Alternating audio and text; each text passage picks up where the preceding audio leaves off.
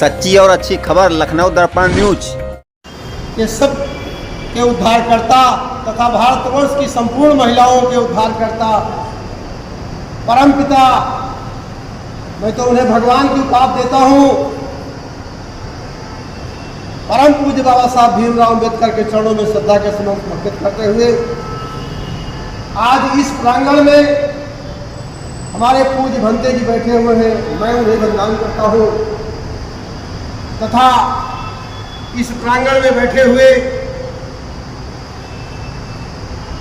हमारे इंजीनियर साहब माननीय श्री भीमराज साहब, माननीय बौद्धमती श्रीमती विमला देवी जी, अभी जिन्होंने हमें पुष्पगुच्छ भेंट किया, मैं उन्हें अपनी तरफ से बहुत बहुत नमन करता हूं। सरदार श्री चरण सिंह साहब जी, लाल सिंह जी लखनऊ दर्पण न्यूज के संपादक जी हैं, मैं इन्होंने अपने वहाँ एक कार्यक्रम करवाया था सरोजनी नगर में, मैं वहाँ भी गया था, मैं उन्हें भी बहुत बहुत साधुवाद देता हूँ। राम लगन सिंह यादव जी, राम कुमार गौतम जी, डॉक्टर देवेंद्र प्रताप यादव जी बहुत ही जो क्रांतिकारी व्यक्ति हैं, इनके ऊपर तो हमारी गवर्नमेंट कुछ ज़्यादा ही मेहरबान हो गई थी, मैं उन्हें बहुत बहुत साधुवाद देता हूँ। विजय सिंह यादव जी, शैलेंद्र कुमार यादव जी एवं सागर कुमार जी तथा जो लोग आए हैं, उन सभी लोगों को मैं अपने और अपने तमाम साथियों की तरफ से बहुत बहुत सादर नमो बुद्धाय, जय भीम, जय भारत। साथियों, जैसा कि आज हमारे आरक्षण के जनक छत्रपति साहू जी महाराज एवं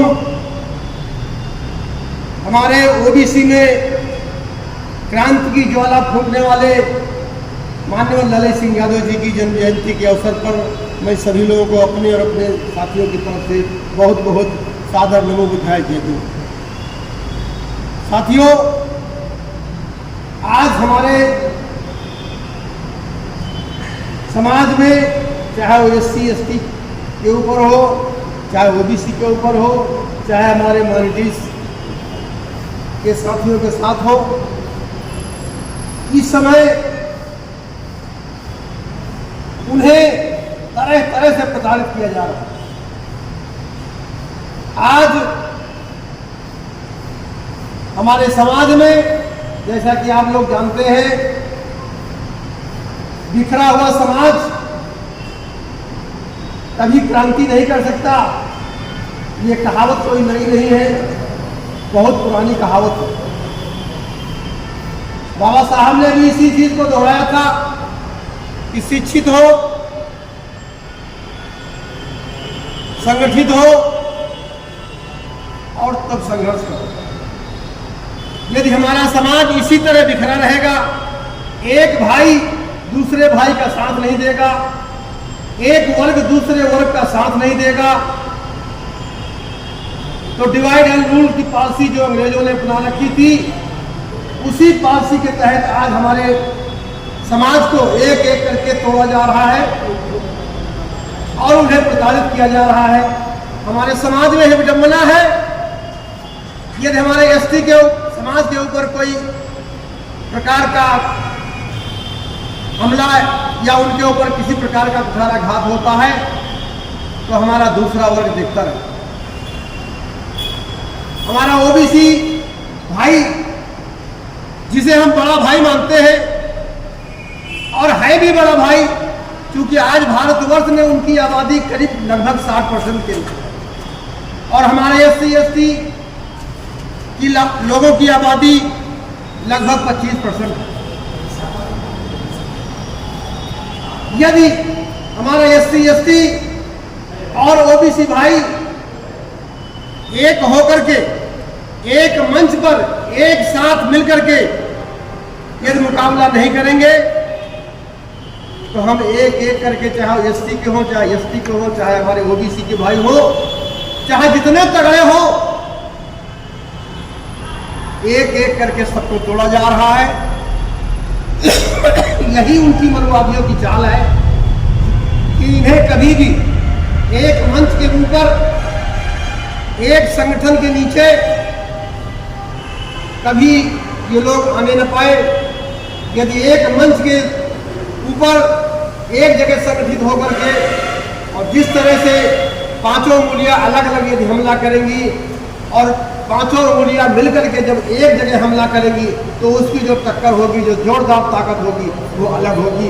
इसीलिए मैं अपने सभी समाज के लोगों से कहता हूं कि आप सभी लोग, चाहे हमारे बड़े भाई हो, अपने छोटे भाई से कंधा मिलाकर के संघर्ष करें। आपको कामयाबी जरूर मिलेगी।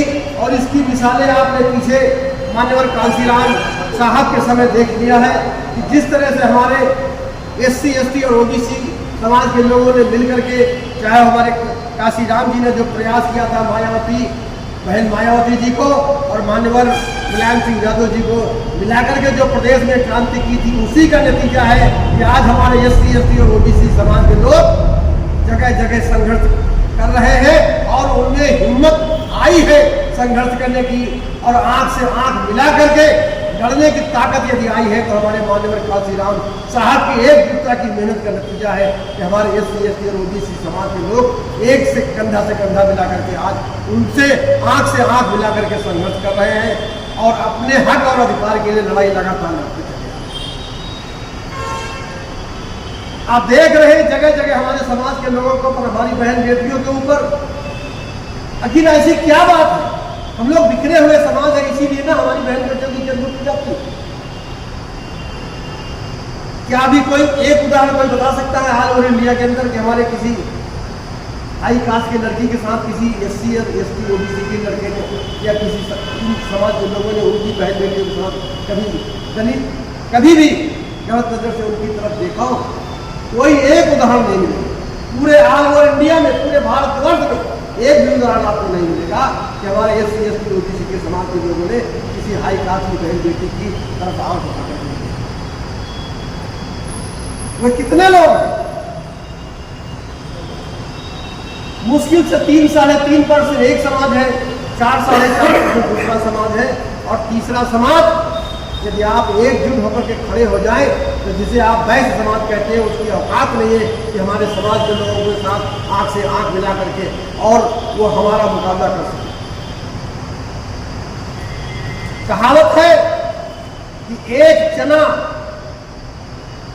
कभी भाड़ नहीं तोड़ सकता, लेकिन ये समाज के लोग 1% होते हुए हमारे SC ST OBC के लोग, जिस गांव में 500 लोग होते हैं उसमें एक व्यक्ति हमारा मनवादी पहुंच जाता है तो उन 499 के ऊपर वो 500 अकेला भारी पड़ता है। क्यों भारी पड़ता है?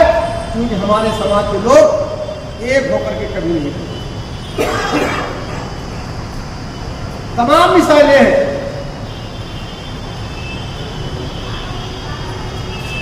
मैं एक मिसाइल छत्रपति साहू जी महाराज की देना चाहता हूं। जिस समय छत्रपति साहू जी महाराज ने 1894 में उनका राज्याभिषेक हुआ था, उसके बाद वो अपने महल में टहलते हुए पूरा महल घूमा।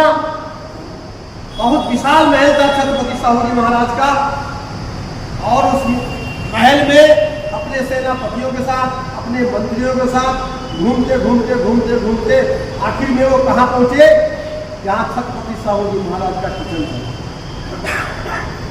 उस किचन के पास जब पहुंचे और उन्होंने सोचा छत्रपति साहू जी महाराज ने कि मैं किचन के अंदर प्रवेश कर जाऊं,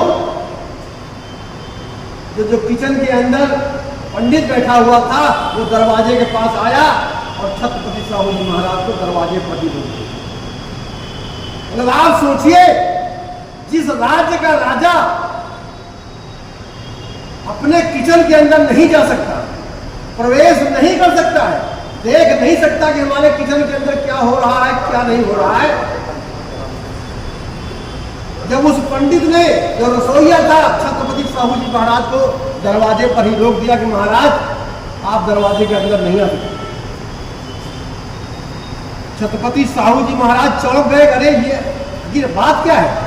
उन्होंने अपने मंत्री से, अपने सलाहकार से पूछा कि भाई ये रसोईया हमें अंदर क्यों नहीं जाने दे रहा है।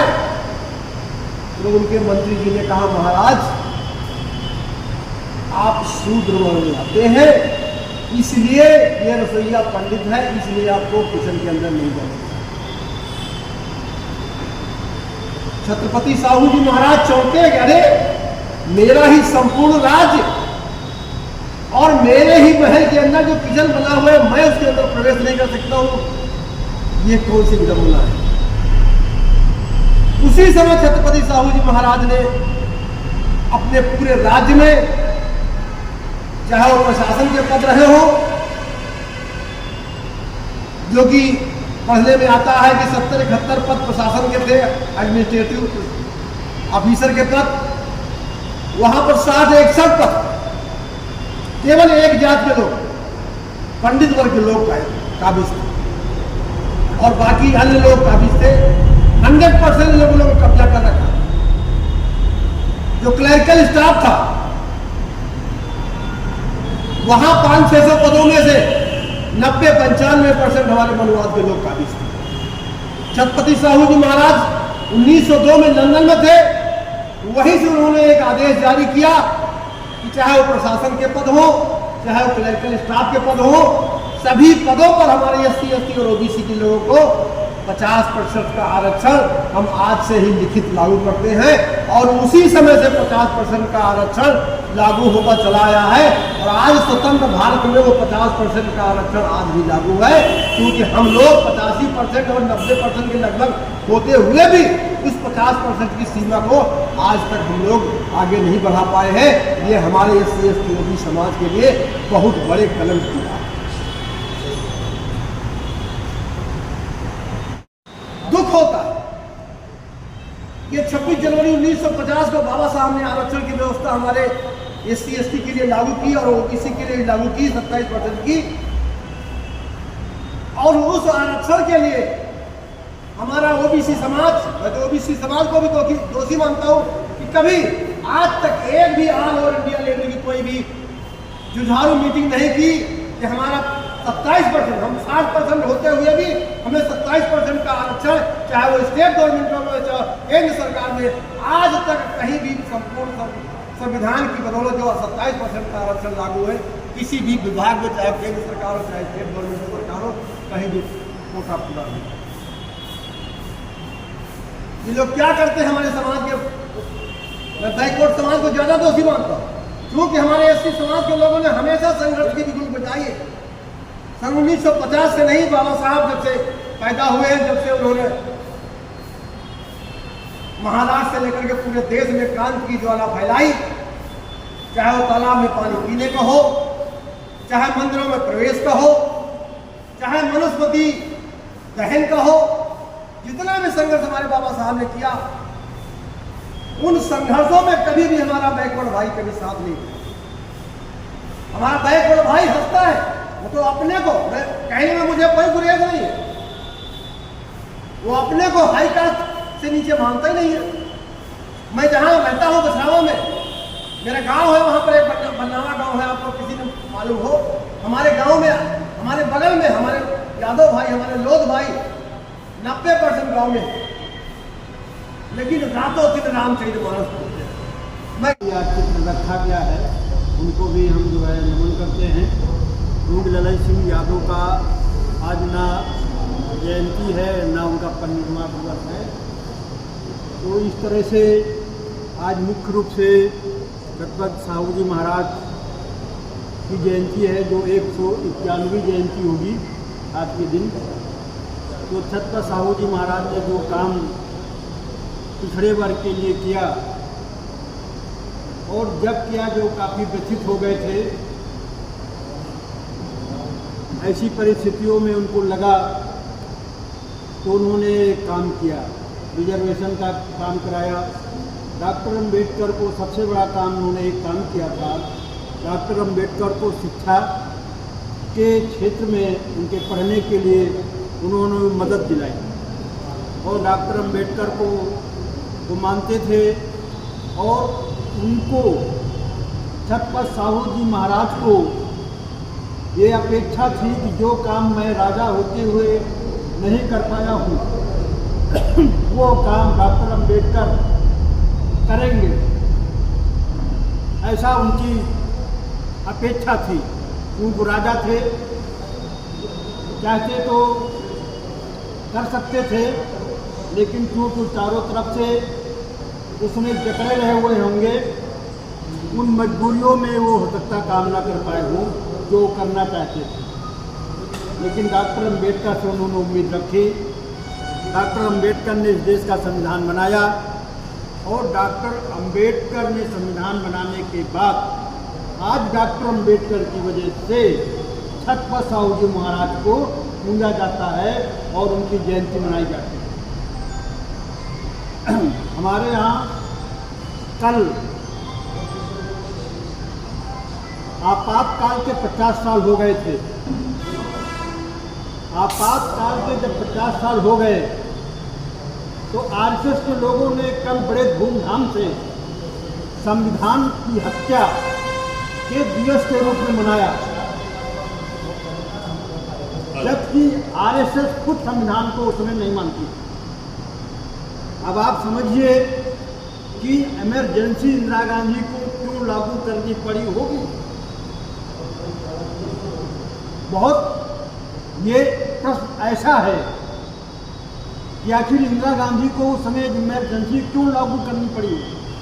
भारत में 3 बार इमरजेंसी लागू हुई, एक 62 में, एक 71 में और इंदिरा गांधी ने 75 में। संविधान में जो डॉक्टर अंबेडकर ने अनुसूचित जाति के लिए, अन्य पिछड़े वर्ग के लिए जो अधिकार दिए थे, उन अधिकारों को लागू करने के लिए इंदिरा गांधी प्रयासरत थी। इंदिरा गांधी ने टीवी पर खत्म किया राजाओं का। इंदिरा गांधी ने राष्ट्रीयकरण किया बैंकों का। इंदिरा गांधी ने जितने खदानें थी जो सब साहुओं के पास थी, उनका राष्ट्रीयकरण किया। तो इस तरह सुप्रीम कोर्ट में लोगों ने जाकर ऐसी सारी चीज़ों रुकवाने की कोशिश करी और अकेले सिंधिया के यहाँ 1200 उनके जमींदार थे। तो ऐसे लोग इस देश में अनुसूचित जाति के लिए कुछ ना हो, उसको रोकने के लिए ये लोग लगातार इंदिरा गांधी की सरकार से नाराज रहते थे और इमरजेंसी लगाने का यही उनके पास रास्ता था कि हम अगर इस वर्ग के लिए कर रहे हैं तो ये वर्ग मेरे साथ है, तब उनको इमरजेंसी लगानी चाहिए। ये एक विस्तृत चीज है, ये वही समझ सकता है जो सन 50 के बाद संविधान में क्या अधिकार है, कैसे कैसे संविधान के एक एक अनुच्छेद को लागू किया गया और कैसे कैसे सुप्रीम कोर्ट लोग गए। यहाँ से जब बैंकों का राष्ट्रीयकरण किया तो बैंक वाले जो प्राइवेट बैंक थे सारे अन्ना सेठ हो के बैंक थे, ये सुप्रीम कोर्ट गए। सुप्रीम कोर्ट ने आदेश किया उनका मुआवजा दीजिए जब आप उनको निष्कासित कर रहे हैं। तब दोबारा इंदिरा गांधी आई, संविधान में संशोधन किया, तब जाकर राष्ट्रीयकरण कर पाए।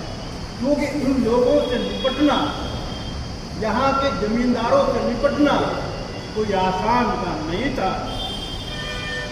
आज उन लोगों की यहाँ सरकारें चल रही हैं। तो इस तरह से हमारे यहाँ बाबा साहब ने बौद्ध धर्म इसीलिए ग्रहण किया था और कहा भी था कि आप लोग बौद्ध धर्म ग्रहण कर लेंगे, ये बाल बाल मुड़वाने की उनको जरूरत नहीं पड़ेगी। लेकिन हमारे लोग मानते नहीं भाई साहब। आज भी हिंदू धर्म का अंग बने हुए हैं। सरदारों की आबादी इस देश में 1.97% है। सरदारों के क्या बाल बनाए जाते हैं? क्या सरदारों के बेटियों के साथ कोई रेप करने की हिम्मत करता है? नहीं करता। इसलिए उनका धर्म अलग है, मजहब अलग है। हम तो उन्हीं चतुर्वर्णीय व्यवस्था जिसको भगवान बुद्ध ने भी खत्म किया था, हमसे उपाधि को बनाया, हमसे पुलिस को बनाया और उनको चतुर्वर्णी व्यवस्था से उनको बनाया। तो सवाल इस बात का है कि जब हमारे लोग उसी में रमे हुए हैं तो उनकी बेइज्जती होना स्वाभाविक है। जो आदमी ने मंदिर बनाया अपने पैसे से, आप अनाधिकृत प्रवेश करेंगे तो मारेगा। तो हमारे लोगों को कुछ सोचना चाहिए कि हम किसी के मंदिर में क्यों जाएं। लेकिन नहीं माने भाई भागवत कथा इन चीजों को तो डॉक्टर अंबेडकर ने, ललई सिंह यादव ने मना किया। ललई सिंह यादव ने सच्ची रामायण लिख के लोगों को, समाज को संदेश दिया था, लेकिन नहीं, ललई सिंह यादव बात नहीं मानेंगे, डॉक्टर अंबेडकर की बात नहीं मानेंगे। हमारे लोग इसी में रमे हुए हैं। उस समय भी गौतम जी बता रहे थे कि ब्राह्मण ने रसोई में घुसने नहीं दिया, राजा को रसोई में नहीं घुसने दिया। आज भी हमारी सरकारें चली, चाहे मुलायम सिंह की हो, चाहे अखिलेश की हो, चाहे मायावती की हो, सबको ब्राह्मण आज भी चला रहे हैं। इसलिए चला रहे हैं कि ये बौद्धिस्ट लोग नहीं है। क्या काशीराम ने बौद्ध धर्म ग्रहण कर लिया था? क्या मायावती ने बौद्ध धर्म ग्रहण कर लिया? संस्कार कर रही बहन जी, लेकिन धर्म नहीं कर। इसी तरह भारत में चाहे वो लालू यादव के साथ कई बार ऐसा हुआ कि मूर्ति धुली गई, लेकिन लालू यादव रहेंगे वहीं। इस तरह स्वाभिमान जब तक नहीं जगेगा, उस धर्म में रहेंगे, उस धर्म में चतुर्वर्णीय व्यवस्था है, आप उसमें सबसे नीचे के पायदान में हैं, तो आपको वहाँ जाने के लिए मनाही है। तो आप जाएंगे तो आपके साथ विभेद होगा।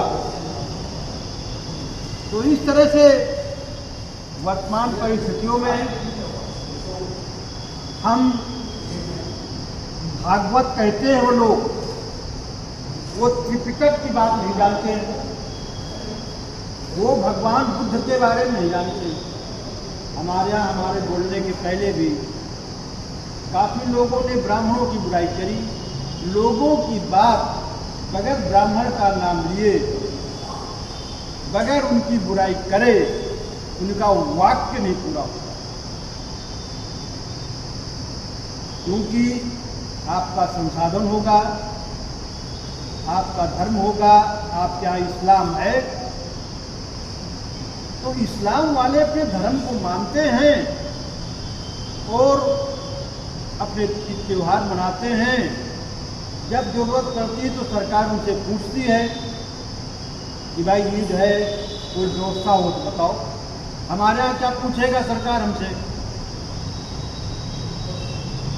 तो इस तरह से डॉक्टर अंबेडकर ने जो कहा था, इस धर्म में आप चाहे जितना कर लीजिए,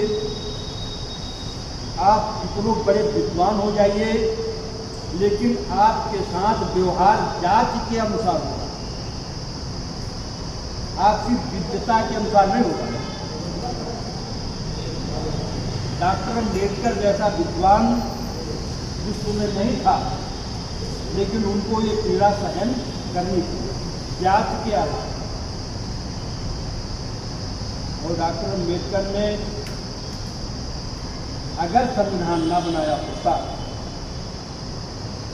और उसमें अधिकार ना दिया होता, शुरुआत के कांग्रेसियों ने इस संविधान को कुछ लागू ना किया होता, थोड़ा बहुत की स्थिति बड़ी भयावह होती। लोग कांग्रेस को गाली देते हैं हमारे यहाँ, लेकिन कांग्रेस ही ऐसी सरकार थी जो लोकतंत्र को स्थापित करना चाहती। बाकी आरएसएस के लोग तो उसके विरोध में थे और इस संविधान को भी उन्होंने जलाया था।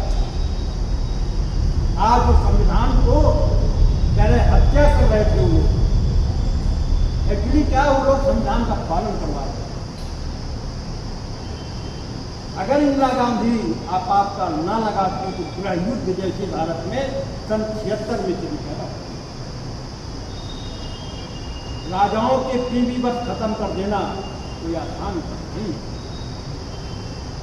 धरना सेठों का बैंक छीन लेना, कोयले की खदानें छीन लेना, मंदिरों की जमीन पे कब्जा करा लेना आसान नहीं। आप नहीं कोई कर पा रहा। तो इस तरह से इसलिए आपातकाल का सबसे ज्यादा अगर कोई रोना रोता है तो आरएसएस से।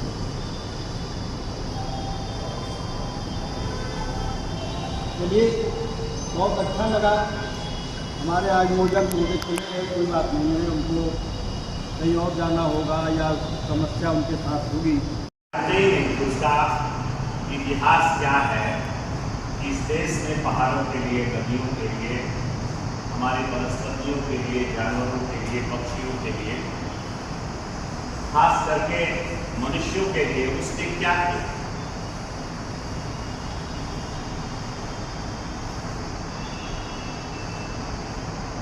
एक उसी तर्क पर आज नमो बुद्धाय जयंती बोलने वाले लोग,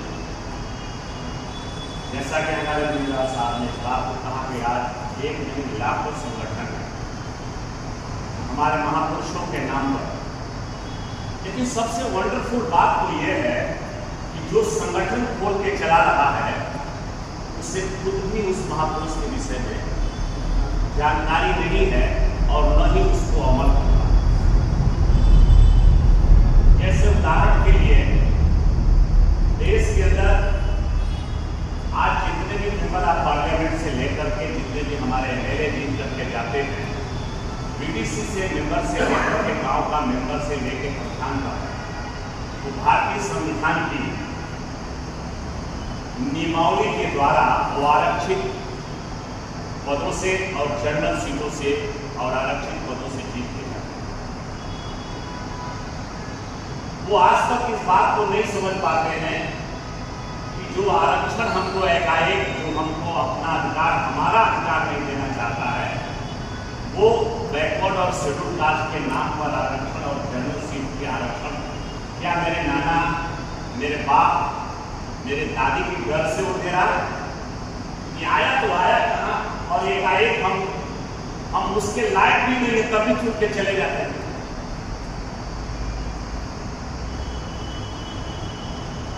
समझता है कि हम बड़े अच्छे आदमी हैं, जबकि बहुत बुरा है, सामाजिक नहीं है, फिर भी उसे सामाजिक का पद दे दिया जाता है, यानी उस पद पर रखा है।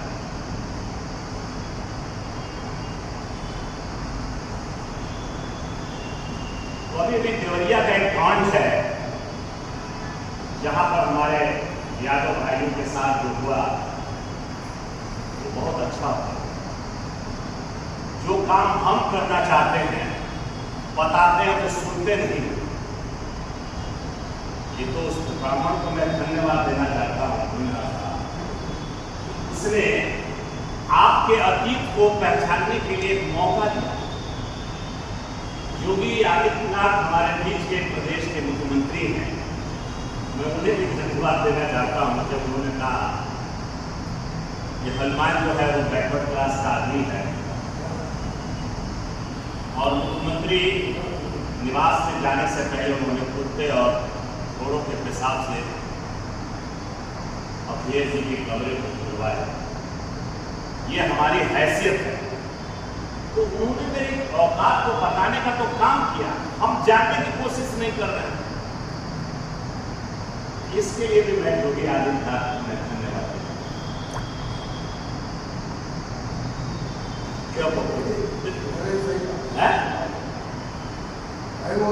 वो लात तो मार रहा है, वो लात मार रहा है, फिर भी हम उसके चरणों में जाना चाहते हैं। हम अपने महापुरुषों को याद नहीं करते कभी भी किसी के लिए। बाबा साहब ने कहा कि जैसा कि आपने कहा कांग्रेस, भारत की धरती पर कांग्रेस ही एक ऐसी पार्टी है जो भारत का संविधान लागू करना यहाँ के गलत कुचले लोगों को फिर ऊपर उठाना और उनके सम्मान और स्वाभिमान का ख्याल रखने वाली अगर कोई पार्टी या कोई लीडर है तो इंदिरा गांधी। हम लोग किसी पार्टी दल के आदमी नहीं। बाबू जगजीवन राम को लोग कहाँ आना सना बातें करते हैं, लेकिन बाबू जगजीवन राम भी एक ऐसे आदमी थे, एक ऐसे मिनिस्टर देश में हुए जो जिस विभाग में गए 100% लोगों को आरक्षण को मरने का। क्यों सर? आज पुराने से पुराने लोग रिटायर हो गए, वो उनकी देन। आज तक कोई एमएलए एमपी मिनिस्टर ऐसा नहीं आया जो मुस्लिम देश में।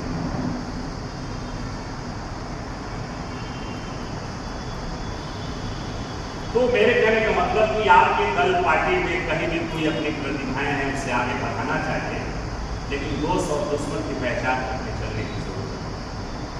कांग्रेस का नहीं बल्कि ये फार्मूला है उसका, आज की वर्तमान सरकार का है कि समाज की तरक्की की बात करो, लेकिन समाज की तरक्की नहीं होनी चाहिए बल्कि समाज की व्यक्ति की तरक्की होनी चाहिए। व्यक्ति मैंने समझ लिया, मैंने उसको दिखाने के लिए ये देखो ये तुम्हारे समाज का लीडर है, जिसको मैंने मिनिस्टर बना दिया, डाक बंगला दे दिया, गाड़ी घोड़ा दे दिया, अब तुमको क्या चाहिए? और उसी का एक हवाला देते हुए पूरे समाज का वोट लेकर के जो उसके लायक नहीं है, एक लंबे समय से आपकी सत्ता पर हावी है, आपके देश पर हावी है, तो इसके पीछे दोष किसका है? इसके पीछे दोष किसका है? बाबा साहब ने भी कहा था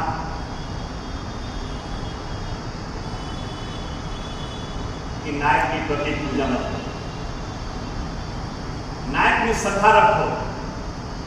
अगर नायक की पूजा होती है तो व्यक्ति और व्यक्ति के समाज बल्कि राष्ट्र का पतन होता है। ये फार्मूला जब जब कोई देश के अंदर आया कहा कि नहीं मैं हूं समाज सुधारक, इस देश का नायक मैं हूं, मानवतावादी मैं हूं, मैं परिवर्तन कर दूंगा, तो सारा दिखते देर नहीं लगता। छत्रपति शिवाजी अमर है, छत्रपति शाहू महाराज अमर है, छत्रपति शाहू महाराज अमर है, पेरियार ललई सिंह यादव अमर है, पेरियार ललई सिंह यादव अमर है, बाबा साहब अम्बेडकर अमर है।